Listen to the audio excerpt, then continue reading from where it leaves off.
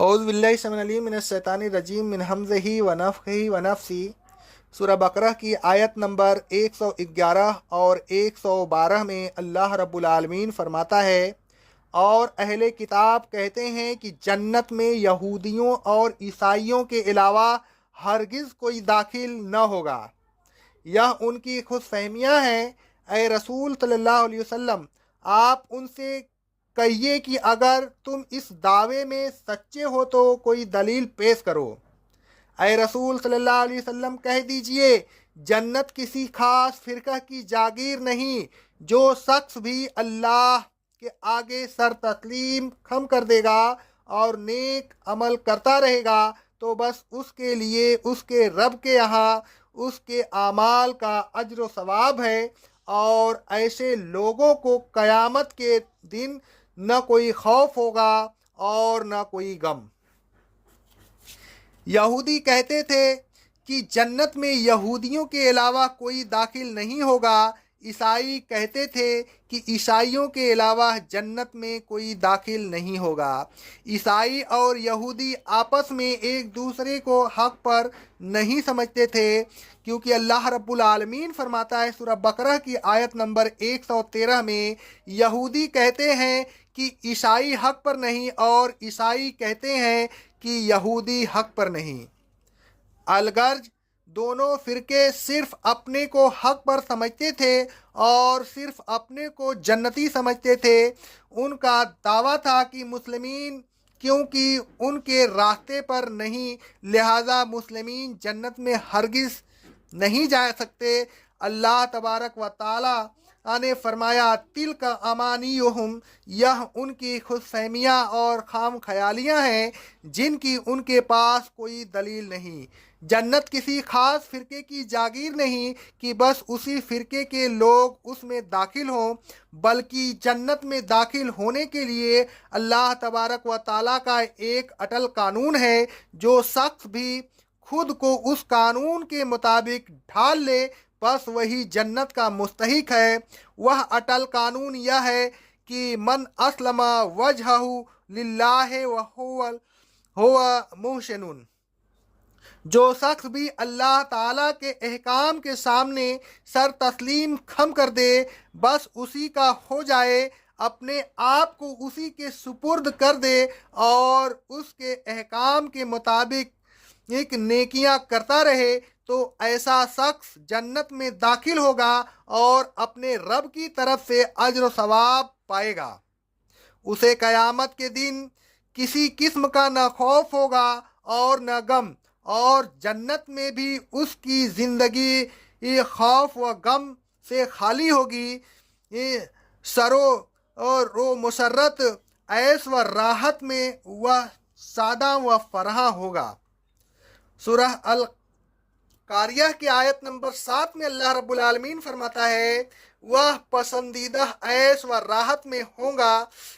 آگے اللہ رب العالمین فرماتا ہے سورہ حل اتاک حدیث الغاشیہ کی آیت نمبر 11 میں، اللہ تعالیٰ نیک لوگوں کو تر و تازگی اور مسرت و شادانی سے بہرہ اندوز کرے گا۔ سورہ المطففین کی آیت نمبر 24 میں اللہ رب العالمین فرماتا ہے، تم ان کے چہروں سے تر و تازگی کے آثار دیکھو گے۔ مغفرت کے مندرجہ بالا اٹل قانون کا ذکر اللہ رب العالمین نے قرآن مجید میں کئی جگہ فرمایا ہے۔ سورہ بقرہ کی آیت نمبر 62 میں اللہ رب العالمین فرماتا ہے، بے شک جو لوگ ایمان لائے ہیں، یا یہودی ہیں یا عیسائی ہیں یا سابئی ہیں، ان میں سے جو شخص بھی اللہ پر اور یوم آخرت پر ایمان لایا اور نیک عمل صالح کرتا رہا، تو ایسے لوگوں کے لیے ان کے رب کے پاس ان کا اجر ہے، انہیں نہ کوئی خوف ہوگا اور نہ کوئی غم۔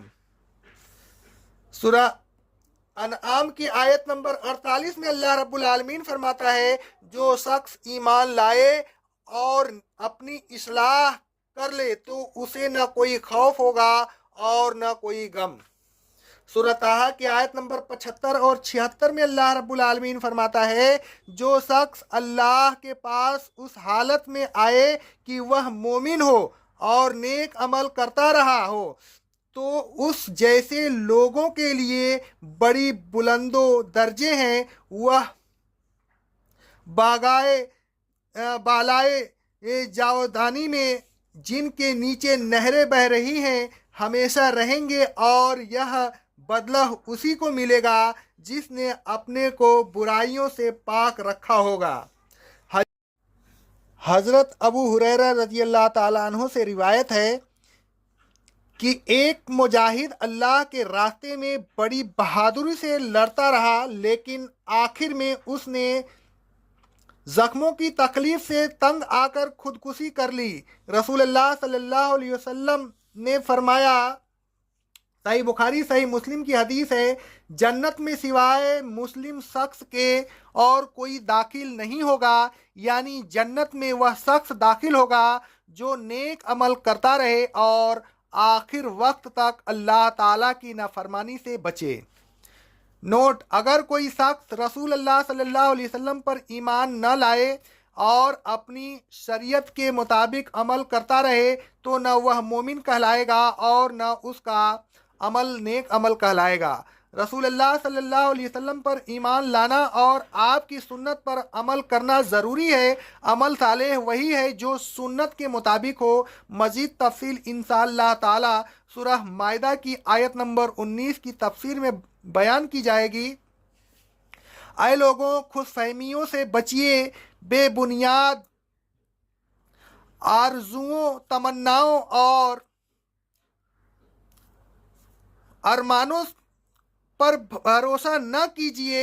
उस धोखे में न रहिए कि हमने पीर का दामन पकड़ लिया है, पीर ने हमें जन्नत की ज़मानत दे दी है। न उस बात पर भरोसा कीजिए कि हम अल्लाह ताला के महबूब की उम्मत में हैं। अल्लाह तबारक व ताला अपने महबूब की खातिर हमें बख्श देगा। यह वही खाम ख्यालियाँ हैं जो अहले किताब को थीं। वह कहा करते थे, अल्लाह रब्बुल आलमीन फरमाता है सूरह माइदा की आयत नंबर 18 में, हम अल्लाह के बेटे और चहीते हैं। ऐ लोगों, आप अहले किताब जैसी खाम ख्यालियों में न रहिए। अल्लाह तबारक व ताला पर सही मानों में ईमान लाइए, तौहीद पर कायम रहिए और नेक अमल करते रहिए। यही चीज़ें काम आने वाली हैं। वहाँ कोई इंसान किसी दूसरे इंसान के कुछ भी काम नहीं आ सकता।